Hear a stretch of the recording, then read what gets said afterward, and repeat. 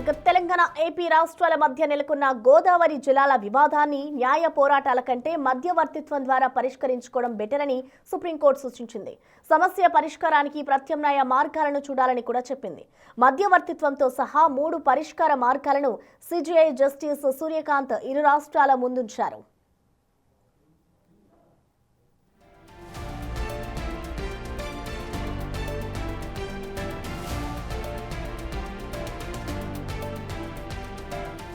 పోలవరం ప్రాజెక్టును అనుసంధానిస్తూ ఏపీ సర్కార్ నిబంధనలకు విరుద్ధంగా పోలవరం నల్లమల సాగర్ ఎత్తిపోతల పథకం చేపట్టిందని, ఇందుకు సంబంధించి టెండర్లు పిలిచిందని, దీనిపై తక్షణమే స్టే ఇవ్వాలంటూ తెలంగాణ ప్రభుత్వం సుప్రీంకోర్టులో పిటిషన్ దాఖలు చేసింది.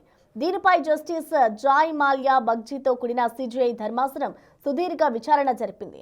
తెలంగాణ తరఫున సీనియర్ న్యాయవాది అభిషేక్ మను సింఘి, ఏపీ తరఫున మరో సీనియర్ న్యాయవాది ముకుల్ రోహాత్కి ఇతర న్యాయవాదులు వాదనలు వినిపించారు.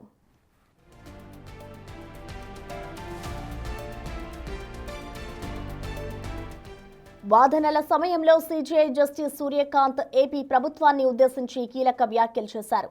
తాము కేవలం ప్రాజెక్టు నివేదికల తయారీ కోసమే టెండర్లు పిలిచామన్న వాదనలపై స్పందించారు.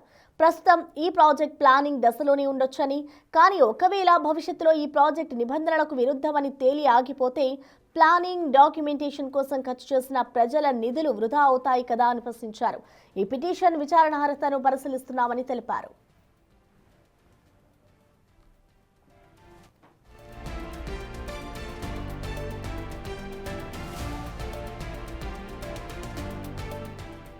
సిజేఐ జస్టిస్ సూర్యకాంత్ 3 ప్రధాన పరిష్కార మార్గాలను ఇరు రాష్ట్రాల ముందుంచారు. వీటిలో ఏదో ఒకటి ఎంచుకోవాలని తెలంగాణ ప్రభుత్వానికి సూచించారు.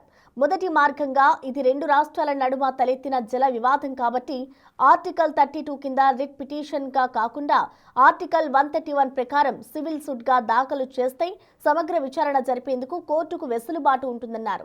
రెండవ మార్గంలో కేంద్ర ప్రభుత్వం ఇప్పటికే ఈ వివాదంపై ఒక హైపవర్ కమిటీని ఏర్పాటు చేసినందున ఆ కమిటీకి తెలంగాణ లేవనెత్తుతున్న అభ్యర్థనలను పరిశీలించి అవసరమైతే ఆ ప్రాజెక్టును నిలిపివేసే నిర్ణయాధికారాన్ని కల్పిస్తూ కోర్టు ఆదేశాలిచ్చే అవకాశం ఉంది.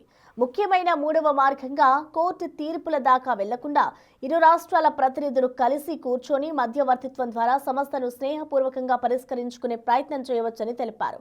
ఇక ఈ ప్రతిపాదనలపై తమ ప్రభుత్వ నిర్ణయాన్ని తెలుసుకునేందుకు సమయం కావాలని తెలంగాణ తరఫు న్యాయవాది సింఘ్వి కోరడంతో ధర్మాసనం తదుపరి విచారణను 12వ తేదీకి వాయిదా వేసింది.